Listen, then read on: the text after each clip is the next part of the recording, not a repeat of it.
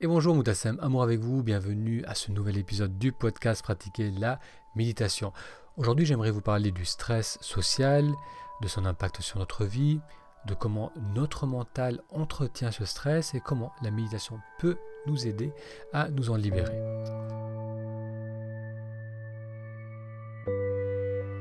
Si c'est la première fois que vous découvrez ces épisodes, bienvenue. J'y parle de méditation et de comment méditer nous aide à apprécier davantage la joie de vivre le moment présent. Avant de découvrir le stress social, ce qu'est le stress social, j'aimerais souhaiter la bienvenue à tous les nouveaux inscrits au programme Méditer aujourd'hui. C'est un programme que je propose en ligne, qui vous propose des séances guidées.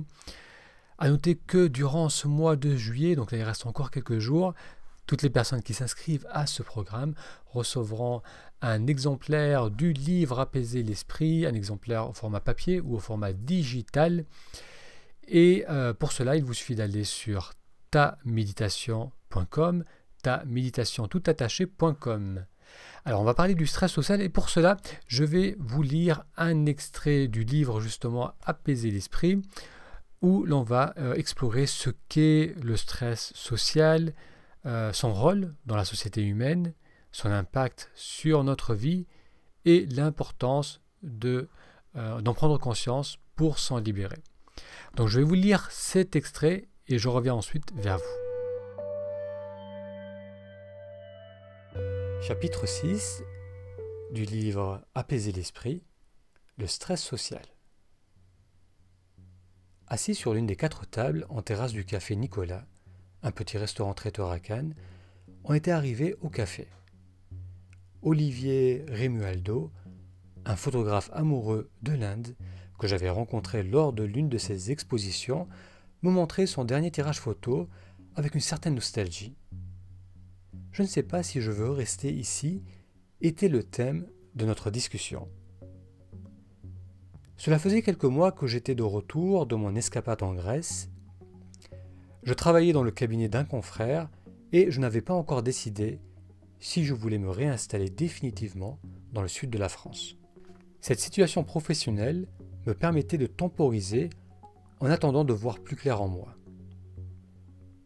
Ce que j'avais appris jusque-là, c'est que le chemin que je pensais prendre au sortir de mes études, ouvrir un cabinet, rencontrer la femme de ma vie, fonder une famille, exercer jusqu'à mes vieux jours, eh bien ce chemin ne semblait plus être d'actualité. Je ne savais pas nécessairement par quoi le remplacer, et je voulais prendre mon temps avant de m'engager dans une nouvelle voie. Et plus j'essayais de me projeter, de trouver la bonne voie, plus je ressentais de la confusion et du stress. Je nourrissais malgré moi le stress social. Pour comprendre ce qu'est le stress social, je vous invite à revenir avec moi à l'époque préhistorique, exactement 100 000 ans en arrière. À cette époque, il existe sur la Terre 6 espèces humaines. On a tendance à croire que les humains, dont le premier identifié fut Homo habilis il y a 2,8 millions d'années, on a tendance à croire que les humains se sont succédés sans jamais avoir vécu ensemble.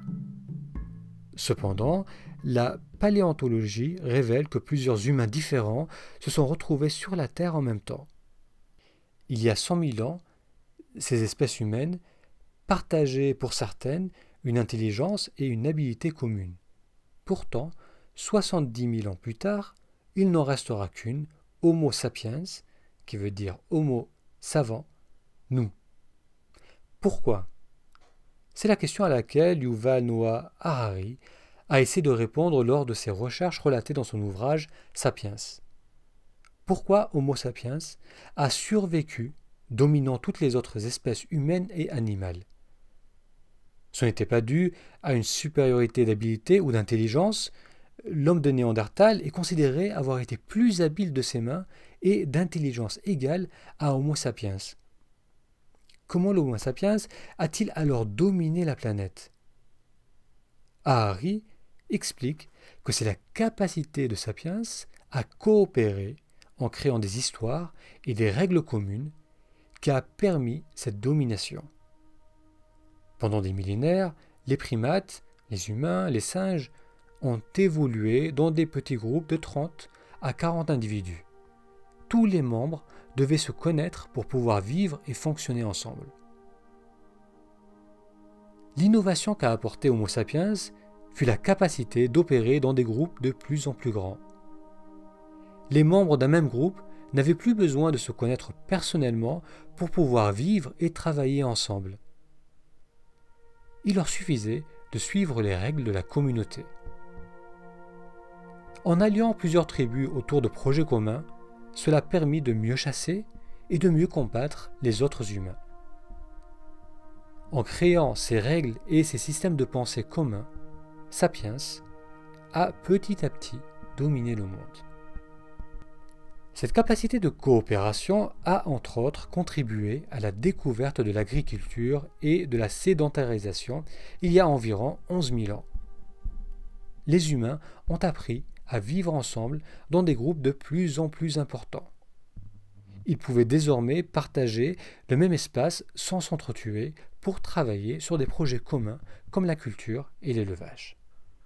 Les règles communes ont émergé de la nécessité d'optimiser la chance de survie du groupe.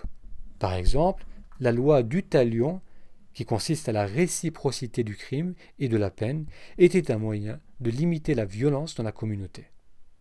On retrouve des traces de cette loi dans le code de Hammurabi, qui existait dans le royaume de Babylone il y a environ 3750 années. Le code se présentait sous forme de jurisprudence. Dans les jurisprudences 229, 231, il était noté: si l'effondrement d'une maison tue respectivement le propriétaire, le fils ou l'esclave du propriétaire, c'est le constructeur de la maison qui doit être condamné à mort dans le premier cas, le fils du constructeur dans le second, et dans le dernier cas, le prix de l'esclave doit être versé au propriétaire. Cela peut aujourd'hui sembler violent, mais à l'aube de la civilisation, c'était un moyen efficace de limiter les meurtres. Ces systèmes, règles et coutumes, du vivre ensemble, ont permis de créer un environnement qui allait favoriser la survie de l'individu et l'expansion du groupe. De groupes de 20 personnes, l'être humain a constitué des communautés de plus en plus grandes. De petits villages, nous sommes passés à des villes avec plusieurs dizaines de milliers d'âmes, puis à des nations, des royaumes et des empires. En créant les règles du vivre ensemble, l'homme moderne a pu coopérer efficacement pour la survie et l'expansion du groupe. Grâce aux ressources d'un nombre toujours grandissant d'individus, notre espèce humaine a réussi à dominer tous les autres humains et toutes les espèces animales, ainsi que sa fragilité face à la nature.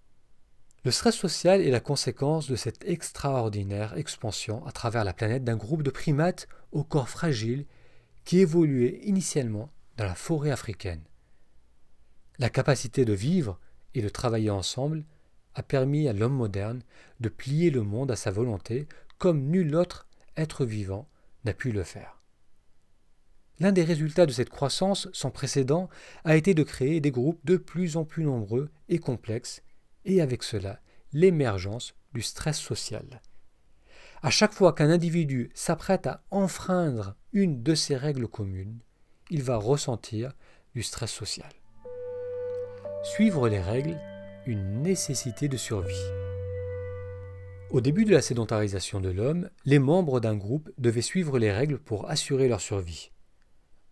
Ne pas respecter les codes admis risquait d'amener un individu à se voir rejeté par la communauté et à mourir de faim, de froid ou de violence dans les mois qui suivaient.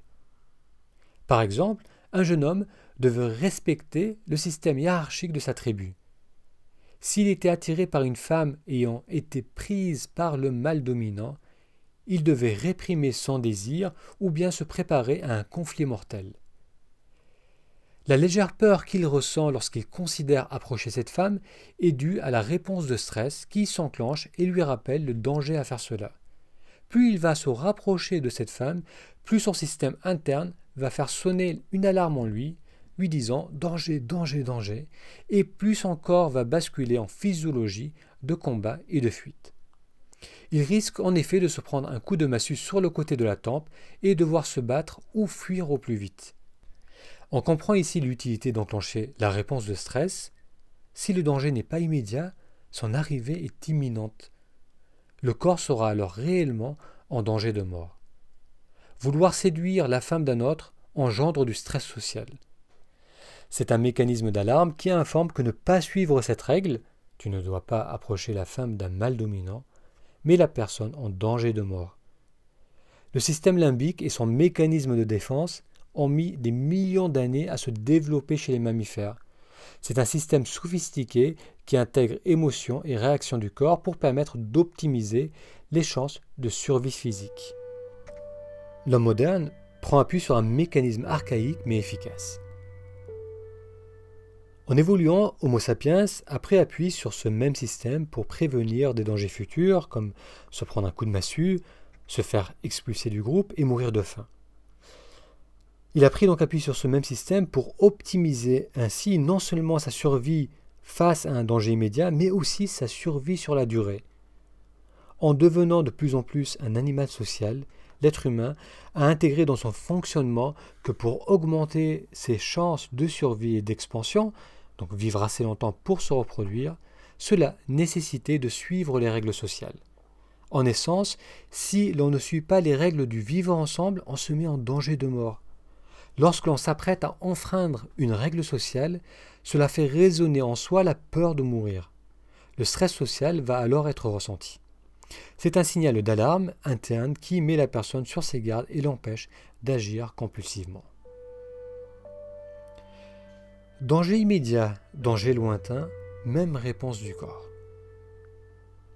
Nous avons vu que lorsque l'on est face à un danger immédiat, la réponse de stress s'enclenche pour nous mettre en garde, en nous faisant ressentir de fortes émotions et pour nous préparer au conflit ou à la fuite.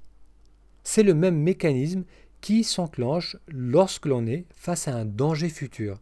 Le stress instinctif gère le danger immédiat comme fuir un tigre. Le stress social gère le danger lointain, comme se faire rejeter par la communauté. Au niveau du corps et de ses ressentis, c'est la même réaction qui s'opère, car dans les deux cas, il s'agit d'optimiser la survie.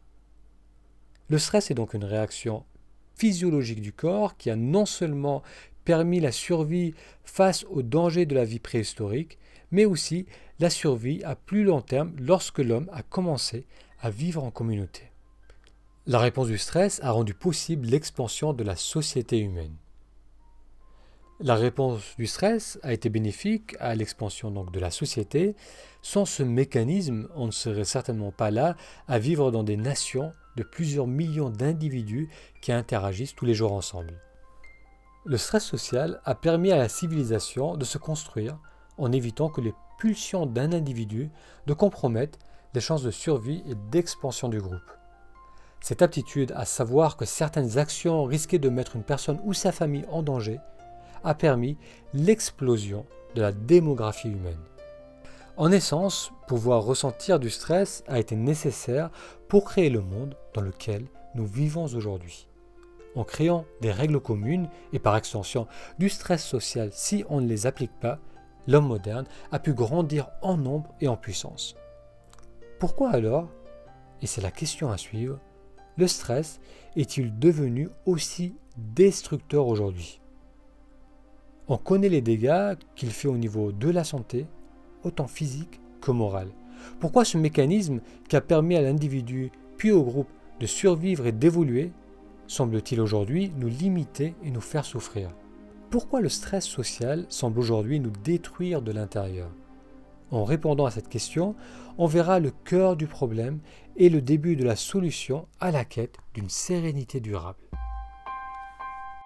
Ce qui conclut cet extrait tiré du livre Apaiser l'esprit sur le stress social. Dans la suite du livre, on découvre comment le mental, notre langage intérieur, nourrit et renforce ce stress social et comment la méditation va nous aider à nous en libérer. Alors il est intéressant donc de comprendre ce qu'est le stress social parce qu'on continue à le vivre.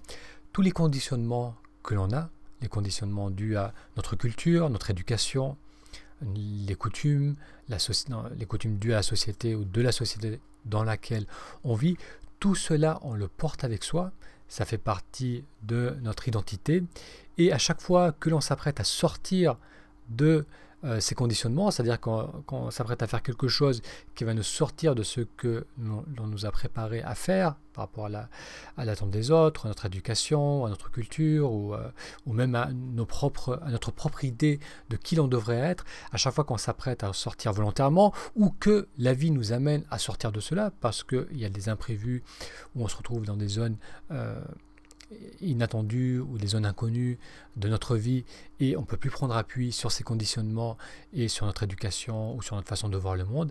À chaque fois qu'on va se retrouver dans ces deux cas, on va ressentir un stress profond parce que d'une manière inconsciente, sortir des sentiers battus, sortir de ces conditionnements, on perçoit cela comme se mettre en danger. Et donc automatiquement, c'est la même réponse de stress qui va s'activer, même réponse qui s'active lorsqu'on est face à un vrai danger physique.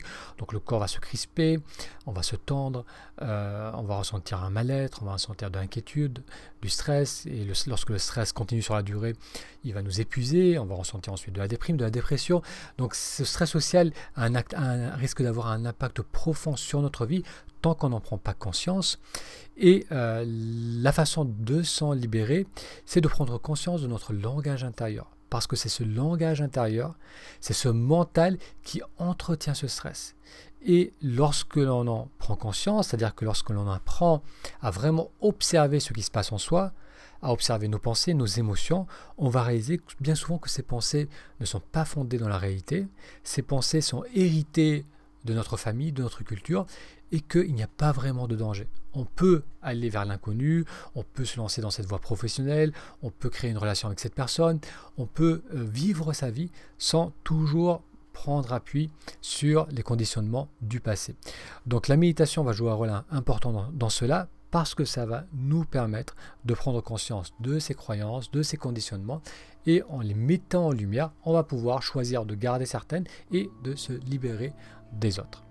Pour découvrir la suite de ce livre, je vous mettrai le lien sur la page de cet épisode et comme je l'ai mentionné aussi en début d'épisode, pour toutes les personnes inscrites au programme Méditer aujourd'hui, je vous enverrai un exemplaire gratuit de ce livre. À noter que pour vous inscrire, il vous suffit d'aller sur taméditation.com, taméditation.com, ça vous permettra d'avoir un extrait et ensuite de vous inscrire. Et à noter aussi que cette inscription, ça se fait au mois le mois, donc vous pouvez annuler votre abonnement à tout moment, vous pouvez essayer pendant quelques mois et ensuite, si ça vous convient, continuer ou bien annuler votre abonnement. Un très grand merci pour votre attention et je vous donne rendez-vous à la semaine prochaine pour un futur épisode. À très bientôt.